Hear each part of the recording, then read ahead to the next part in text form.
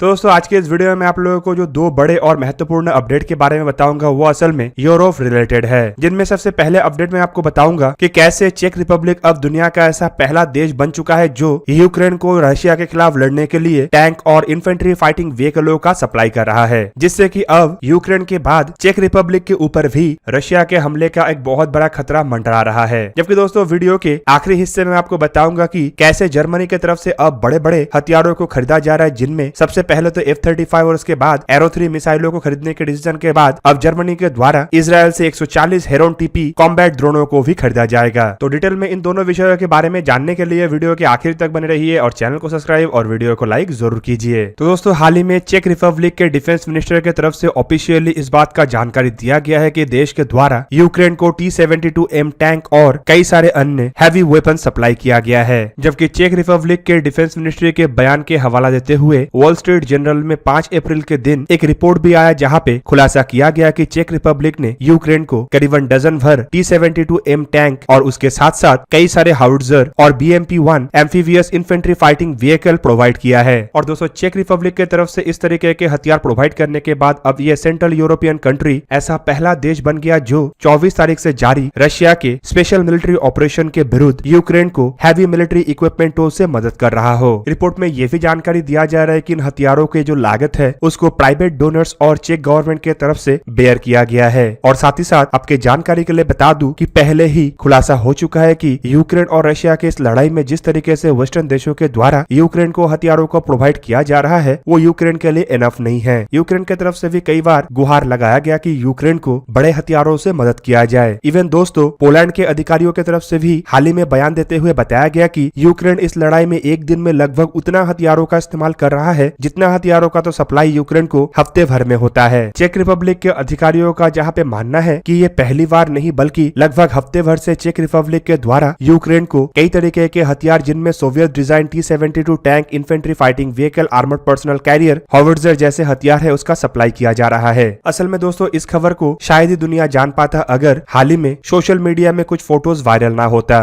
Report में जहाँ पे बताया जा रहा है कि लगभग हफ्ते भर से चेक रिपब्लिक के द्वारा यूक्रेन को हथियार सप्लाई किया जा रहा है, तो वहीं पे सोशल मीडिया में जो आखिरी फोटो वायरल हुआ वहां पे आखिरी बैच के 5 T-72 टैंक और इन्फेंट्री फाइटिंग व्हीकल को सप्लाई करते हुए दिखाया गया। जबकि दूसरे और एक अधिकारी की तरफ से जानकारी दिया गया है कि चेक रिपब्लिक यूक्रेन को इससे भी आगे बढ़ के अन्य तरीके का मदद भी करेगा, जिनमें चेक रिपब्लिक के फैक्ट्रीज में यूक्रेनियन आर्मी के हैवी इक्विपमेंटों को सर्विस करेगा। दोस्तों लगभग 1 महीने से भी अधिक समय से चलने वाले इस लड़ाई में यूक्रेन के जो सेना है वो अभी तक सफलतापूर्वक तरीके से कीव को बचाने में समर्थ रहा। और रिपोर्ट में बताया जा रहा है कि फिलहाल यूक्रेन के सेना के द्वारा कीव के नजदीक से रशिया के सैन्य बल को थोड़ा बहुत पीछे खदेड़ भी दिया गया है। रिपोर्ट में यह भी बताया जा रहा है कि फिलहाल रशिया के तरफ से कीव के नजदीक से अपना ट्रूप्स को विड्रॉल किया जा रहा है। पर इस बात को लेके यूक्रेन के अधिकारियों के द्वारा वार्न करते हुए बताया गया कि ये असल में कुछ और नहीं बल्कि रशियन आर्मी के रीग्रुपिंग है और रीपोजिशनिंग है, ताकि वो अपना ऑफेंसिव को डॉनबास रीजन, खार्किव और अन्य ईस्टर्न रीजन के तरफ और केंद्रित कर सके। और इस वजह से यूक्रेन के द्वारा वेस्टर्न देशों के सामने और भी अधिक हथियारों से मदद करने का गुहार भी लगाया गया। तो दोस्तों यहाँ पे बड़ा बात यह है कि already Russian president Vladimir Putin की तरफ से नेटो के देशों को धमकी दिया गया कि उनके द्वारा यूक्रेन के इस लड़ाई में हस्तक्षेप ना किया जाए, और अगर नेटो के देश हस्तक्षेप करता है तो पुतिन के द्वारा नेटो के देश के खिलाफ भी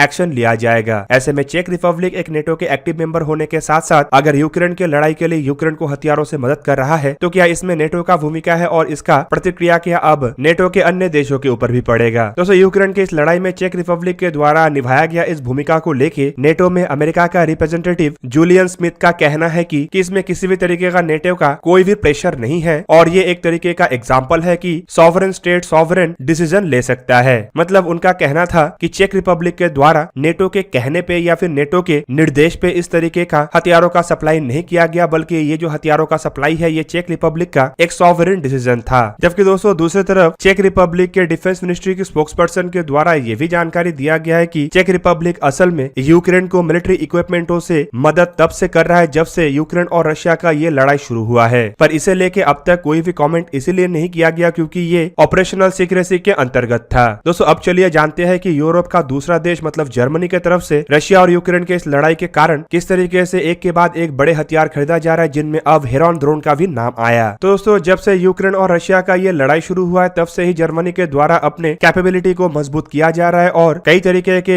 कदम भी उठाया गया, चाहे जर्मन चांसलर की तरफ से अपने डिफेंस फोर्स के बजट को बढ़ाना हो या फिर नए हथियारों को खरीदना हो। दोस्तों जर्मनी की तरफ से हाल ही में ही अपने डिफेंस बजट को 100 बिलियन यूरो तक किया गया और नए हथियार के रूप में जर्मनी के द्वारा अमेरिका से F-35 फाइटर एयरक्राफ्ट को खरीदने के डिसीजन लेने के साथ साथ यूरोफाइटर टाइफून जैसे एयरक्राफ्ट को भी खरीदा गया। दूसरी तरफ खबर ये भी है कि जर्मनी इजराइल और अमेरिका के द्वारा ज्वाइंटली बनाया हुआ एरो 3 मिसाइल डिफेंस शील्ड को भी खरीदेगा, जिसे लेकर हाल ही में अमेरिका और इजराइल की तरफ से अप्रूवल भी आ चुका है। जबकि अब ये जर्मनी के शॉपिंग लिस्ट में और एक बड़ा हथियार जुड़ चुका है जिसे हेरॉन ड्रोन कहा जाता है। रिपोर्ट के मुताबिक जर्मन पार्लियामेंट के द्वारा 6 अप्रैल के दिन इजराइल से 140 हेरॉन टीपी आर्म्ड ड्रोनों को 165 मिलियन डॉलर के लागत से खरीदने का अप्रूवल दिया गया। रिपोर्ट में यह भी बताया जा रहा है कि ड्रोन के डील के ऊपर हस्ताक्षर करने के बाद बर्लिन को 2 साल के अंदर इजराइल के द्वारा ड्रोन का डिलीवरी किया जाएगा। इन 140 अनमैन एरियल व्हीकलों में बताया जा रहा है कि 60 व्हीकलों का इस्तेमाल ट्रेनिंग के लिए किया जाएगा, जबकि बाकी के 80 व्हीकलों का इस्तेमाल कॉम्बैट ऑपरेशनों के लिए किया जाएगा। जबकि दोस्तों जिन एरो 3 मिसाइलों को लेकर हाल ही में अमेरिका और इजराइल की तरफ से अप्रूवल दिया गया है, बताया जा रहा है कि जर्मनी असल में 2 बिलियन यूरो मतलब करीब करीब 2.2 बिलियन डॉलर की लागत से इन सिस्टमों को खरीदना चाहता है ताकि ये अपने आप को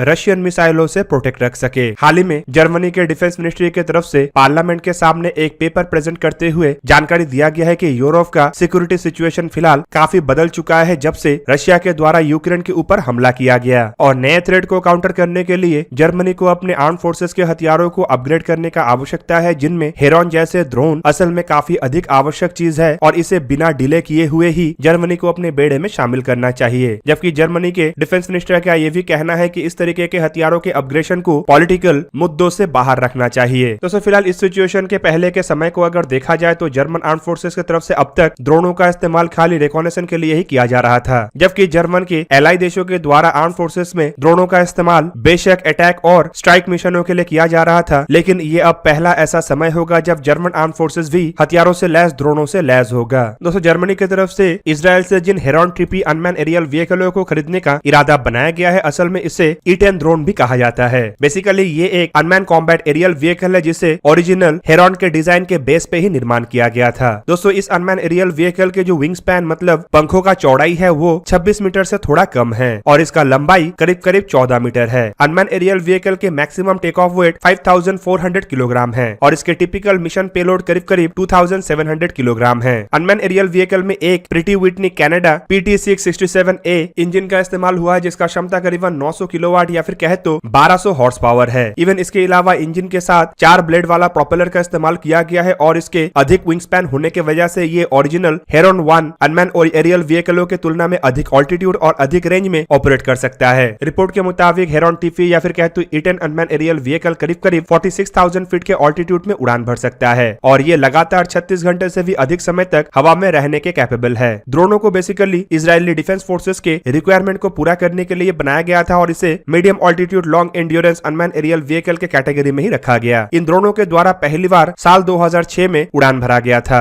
दोस्तों ज्यादातर इन अनमैन एरियल व्हीकलों का इस्तेमाल इजरायली आर्म फोर्सेस की तरफ से इंटेलिजेंस सर्वेलेंस और टारगेट एक्विजिशन के लिए किया जाता था, पर साल 2006 में लेबनान लड़ाई के बाद से इसका इस्तेमाल हमले के लिए भी किया जा रहा है। और दोस्तों इजरायली डिफेंस फोर्सेस का मानना है कि इसका इस्तेमाल कई तरीके से और भी किया सकता है, जिनमें दुश्मन के एयर डिफेंस सिस्टमों को सप्रेस करने के मिशन भी शामिल है। इवन दोस्तों ड्रोन के जो लार्ज पेलोड कैपेबिलिटी है, इसके वजह से ड्रोन के सेंट्रल बॉडी में कई तरीके के सेंसर्स और अन्य पेलोड्स को लगाया जा सकता है, जिसमें डेटा लिंक से शुरू करके बियॉन्ड विजुअल साइड में कम्युनिकेशन के लिए इस्तेमाल होने वाले इक्विपमेंट तक शामिल है। कुल मिला के माना जा रहा है कि हेरॉन ड्रोनों को आधुनिक ड्रोन वॉरफेयर को देखते हुए ही जर्मनी की तरफ से खरीदा जा रहा है, ताकि भविष्य में अगर कोई लड़ाई जर्मनी के ऊपर थोपा जाता है तो जर्मनी को ड्रोन ना होने का खामियाजा ना भुगतना पड़े। तो दोस्तों ये था आज का वीडियो। अगर आपको वीडियो अच्छा लगा तो लाइक कीजिए और मेरे चैनल को सब्सक्राइब कीजिए और साथ में बना हुआ बेल आइकन को भी प्रेस कर दीजिए ताकि आप मेरा वीडियो देख पाए सबसे पहले। जय हिंद।